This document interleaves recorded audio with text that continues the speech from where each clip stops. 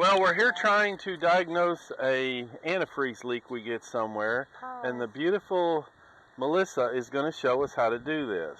I've never used one of these things before. I gotta find the pressure first. The pressure? Yeah.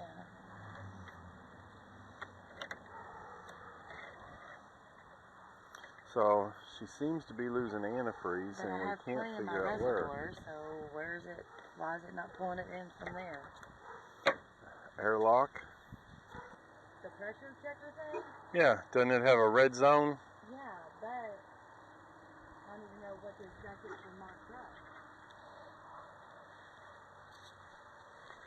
for marked up. Well, I'm sure the owner's manual don't tell you anything.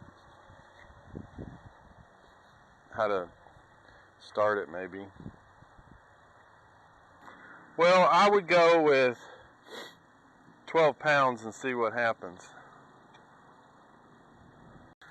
So the theory is you put this device through this on the radiator cap and you pressure it up, and then you look for the leak. Then you look for the leak. I guess. I've never used one. Now,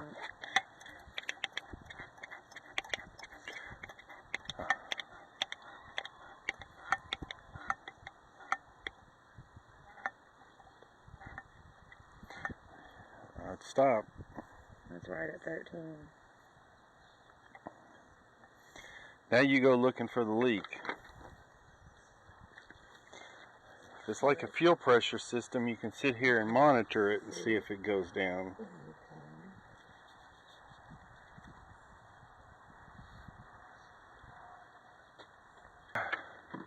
Well, it seems to be holding pressure, so it ain't leaking.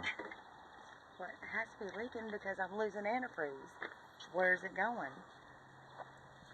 It has to be going somewhere, and it's not holding that pressure wasn't important. because it's gone down. It was on that black line, and now it's already gone down. Well, you better see where it's coming out at. Yeah, that's my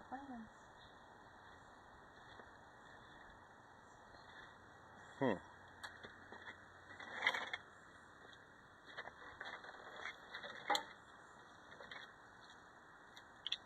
Is it coming from there or up top?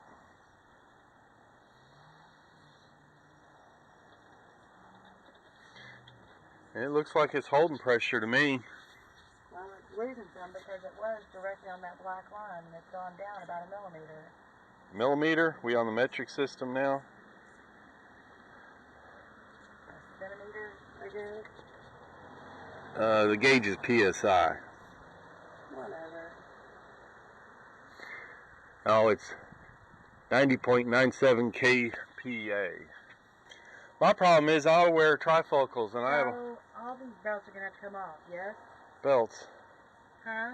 Belts, why? To get the water pump off. Oh, the whole top of all this stuff on top's got to come off to get to the water pump. But how do you know it's the water pump?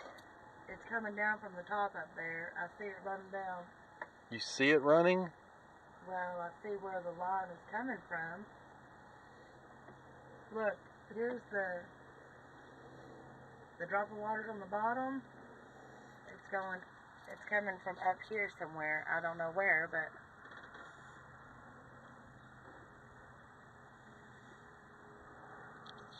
it's dry above this point right here. Can you see where I'm at? Look, right here. Yeah, that's the water pump right there. Anything, that's got to come off.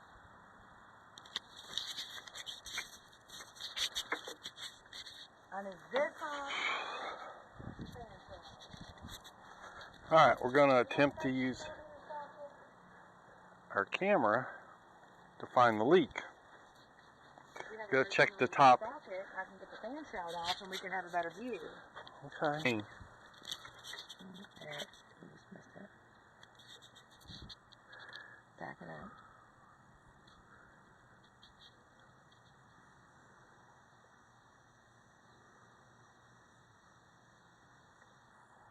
Supposed to focus on light on it. There's no light.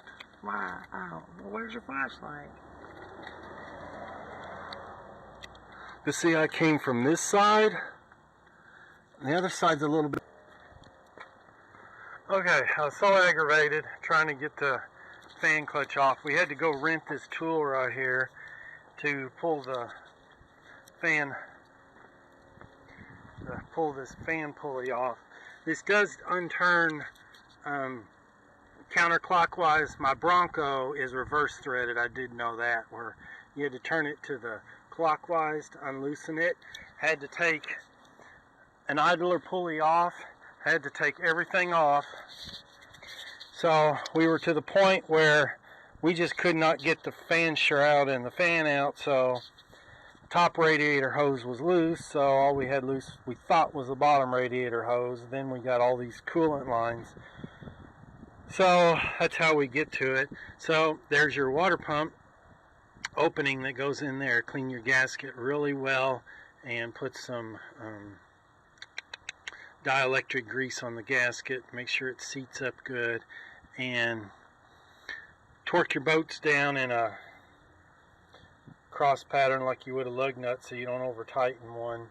But if you pull your radiator out, you can get to everything real easy. To change the water pump. Water pump was a year old and it started leaking from the outer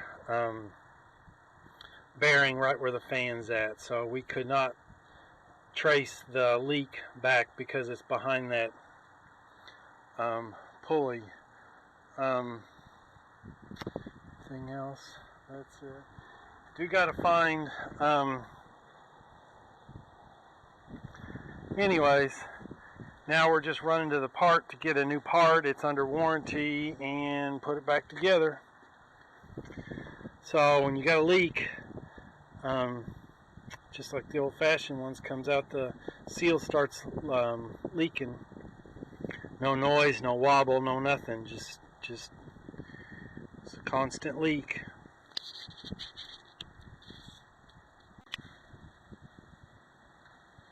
The bolts are different sizes, as you can tell, so make sure that you put them in an order that you can keep track of them, because they're all different sizes.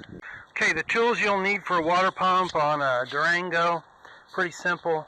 Go rent this thing, you get your monies back, but you will have to find 2 bolts that are going to fit here to go into the pulley. So that's how you're going to get this fan shroud off. I used a crescent wrench here, and on the water pump you're going to have to put 2 pins in there to keep from moving. It still wanted to turn on me, so I did have to hit it with a hammer to get movement on it. Your hose clamps, this tool is invaluable to get your hose clamps loose, but this is I don't have a wrench big enough, so I used a crescent wrench, a long ratchet, short ratchet extension.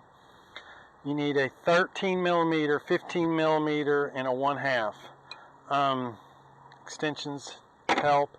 To clean this up, you're just going to use a putty knife that's got a clean edge on it, and then just take a Brillo pad and go over it. So you don't need a whole lot of tools. If you've got a big crescent, one of these from Harbor Freight works pretty good.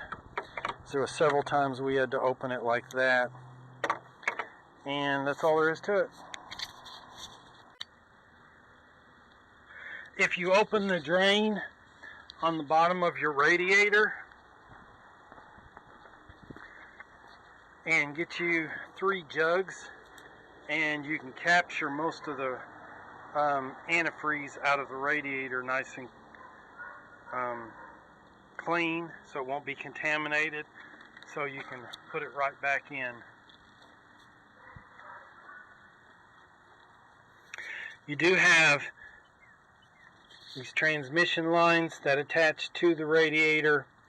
You got your reservoir that needs to come off. You need to wire this up so it hangs there. The other one, because of the rubber lines, you can let hang onto the ground, but you're going to have to take off. That was 5 bolts, and then there was a spacer right here. Make sure you lay them in an order that you're going to know how they came off.